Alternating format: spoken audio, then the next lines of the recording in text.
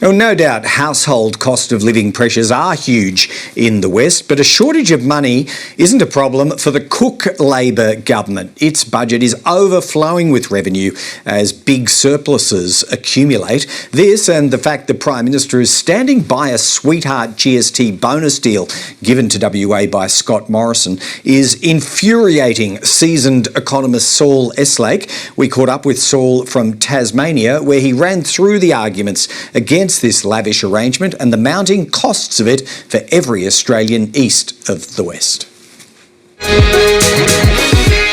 Well, Saul Eslake, we saw yesterday, and I know you did too, the Prime Minister signing a so-called pledge for the West Australian newspaper, which fully honours this previous commitment to continue the distorted and highly favourable GST deal for WA that the Morrison government had signed up to initially. Now, you've not held back on this. You've described it as the worst public policy decision of the 21st century, brackets so far. It seems a big call, Saul. So back it up for us. Why is this such a bad arrangement? Well, there are other contenders for that title of the worst public policy decision of the 21st century. But the reason I put that description to it is that it is an appalling decision.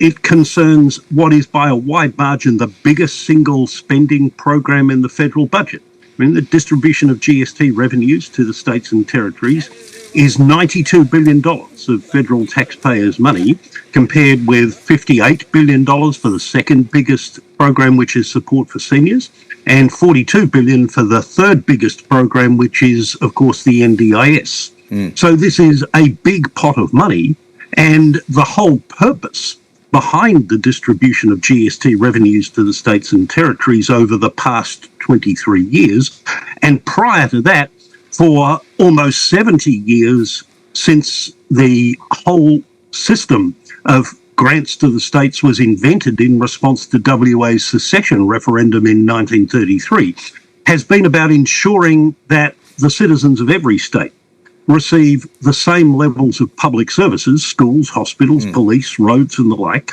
whilst bearing similar burdens of state taxation.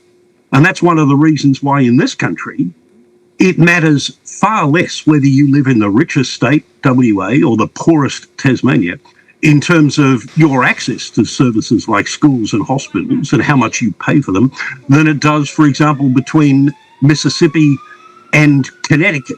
And the other staggering thing is that this deal, when it was first put, was estimated to cost $8.2 billion over 8 years. The most recent estimate from the government just before Christmas was that it will cost $39.5 billion over 11 years. And that's on the assumption that the iron ore price drops to $60 a tonne by September. Yeah. If the iron ore price stays where it is until 2029-30, then it could end up costing the government $50 billion over 11 years. This is one of the biggest overruns on the cost of any single federal government initiative that's ever been recorded. Well, that more than adequately sets the scene and makes the case in what I imagine some people would regard as a very compelling argument for this to be reviewed or revised. As you say, a big blowout between the originally calculated costs to the rest of the Federation and what is now projected, if it does end up around $40 to $50 billion. How would you convert that into today's currency, which is, I think, Navy Hunter-class frigates? How many of those would that buy? Well, that's a good question. I mean, there's a lot of commentary today about the blowout in defence projects, defence procurement projects. Last week, the Financial Review's Defence and Foreign Affairs correspondent published a list of the top 10 blowouts in defence procurement projects. And if you add them all up, that's increased. The cost of these 10 programs has increased from $64.7 billion to $85.7 billion. That's an increase of $21 billion compared with the at least $27 billion blowout in the cost of the dirty deal done with Western Australia. In percentage terms, it's a blowout of 32%. The blowout in the cost of the deal to placate Western Australia's greed was 385%. Or if you use the outer estimate that I've suggested, if the iron ore price doesn't fall to $60 a tonne by September, but instead stays where it is for the rest of the decade, the blowout would be $42 billion or 510%, compared, as I say, with 32% for the blowout in the cost of these 10 big defence procurement projects. Yeah, I would have thought that conservative commentators and defence hawks ought to be asking how many of the frigates and other military equipment that we now need because of the deteriorating international security environment could we have easily afforded if we weren't gifting somewhere between $40 and $50 billion over 11 years to the richest state in the country, to the only government that's running budget surpluses in Australia or indeed anywhere in the world, so that it can run even bigger ones. Yeah, put that in perspective for us, Saul. WA is swimming in rivers of royalties coming in from iron ore. You've gone through that, from LNG, from lithium and other resources. It's true to say that it is the richest state in Australia right now. How big a bounty is this for their budget within the state of Western Australia? Well, it's an enormous bounty, and it's allowing them to run budget surpluses that are in excess of $20 billion in cash between 2019-20 and 2026-27, which is the last year in their forward estimates period. If you were to relax the very conservative assumptions that the WA Treasury, like the federal one, makes about iron ore prices and extend the forecasts out to 2029-30, then in all likelihood, the Western Australian government will have registered cash surpluses over the 10 or 11-year period that the deal engineered by Morrison originally is going to run for, and it could be well extended after that. Then Western Australia is probably going to rack up budget surpluses of somewhere between $25 and $30 billion over that period. Yeah, you know, Western Australia's surpluses are now so embarrassing to the Western Australian government that in the Monday before Christmas, they just quietly announced that their GBEs, their government business enterprises, can have a dividend holiday, that is, not pay any dividends to the state government, which will save them $1.4 billion, and thus make the budget surplus for Western Australia for the current financial year $1.4 billion smaller than it would otherwise have been. And that's the second time that they have done that. In other words, even they are embarrassed at how big their surpluses are while they've got their hand out for more money from the federal government, including most recently for assisting workers adversely affected by the closure of nickel mines. Now, those workers deserve assistance.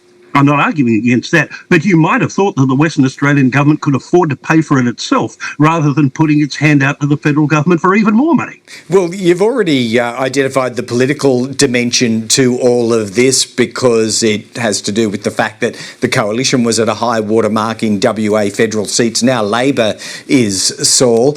I don't know whether a political resolution such as you are arguing for will be found. How then do you see any argument being progressed to curtail or reverse this? Well, I think the best prospect, and what I hope will happen, is that under the legislation which imposed this deal in 2018-19, the somewhat Orwellianly titled GST Making Sure Every State Gets Its Fair Share bill, that's an American practice which we don't usually apply to the naming of government legislation. Under that law, the Productivity Commission is required to investigate and report by the end of 2026 whether this system is working, as the legislation says, effectively and efficiently, which probably means giving Western Australia what it wants. I would like to think that the government will give the Productivity Commission broader terms of reference than that, asking it to investigate whether the cost, as it's now turned out to be, 300 to 500% more than originally envisaged, represents a good use of federal taxpayers' money, whether it's fair and equitable, and perhaps also whether there are ways of developing a better system of achieving the objective that all Australians have similar access to similar standards of public services whilst bearing similar burdens of state taxation. The objective that goes back to the mid-1930s of what the budget boffins call horizontal fiscal equalisation. Other people might just simply call it fairness, devising a more simpler and easier to understand system of achieving those goals so that it can't be fogged over by simplistic, crude populist campaigns, as Western Australia was able to do in the lead up to this system, and which it is still succeeding in getting away with. Well, here we find ourselves, and that review that you foreshadow, Saul Eslake, doesn't even begin until 2026. Guess this means we are, in all likelihood, stuck with it for a while longer. But thank you for shining a light on it. It sounds like your restless energies will be applied to this for quite some time, and we may well talk about it again. Saul Eslake, thanks so much for joining us. Thank you, Greg. I look forward to it when that happens.